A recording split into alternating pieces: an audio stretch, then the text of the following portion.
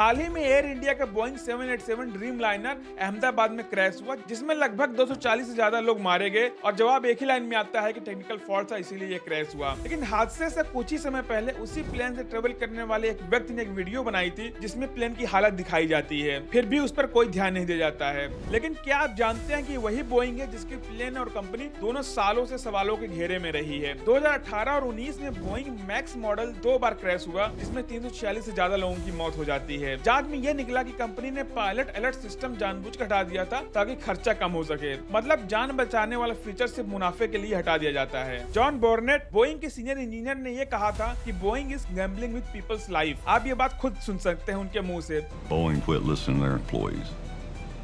So every time I'd raise my hand and say, hey, we got a problem here, they would attack the messenger and ignore the message. उनका कहना था कि company टूटे parts भी जानबूझकर इस्तेमाल कर रही है और अपने इस बयान के कुछ ही हफ्तों के बाद वो संदिग्ध हालत में मृत पाए गए और जिसका जवाब आज तक नहीं मिल पाया है। और ये अकेले नहीं थे, कई कर्मचारियों ने बोला है कि बोइंग के लिए सेफ्टी से ज्यादा जरूरी है डेडलाइन, डिलीवरी और प्रॉफिट। यहाँ तक कि रिपोर्ट्स में ये भी आया है प्लेन की बॉडी पर टेप लगे वायर पीक तक मिलती है। ये है इनकी क्वालिटी चेक। अब सोचिए, ऐसे प्लेन इंडिया में भी उड़ रहे हैं और देश विदेश में भी उड़ रहे हैं। हम सोचते हैं कि टेक्नोलॉजी पर भरोसा है, पर असल में भरोसा किसी मैनेजमेंट की लापरवाही पर टिका है, जिसके लिए प्रॉफिट ज्यादा जरूरी है। इंसान जिंदा रहे या न रहे कोई फर्क नहीं पड़ता है।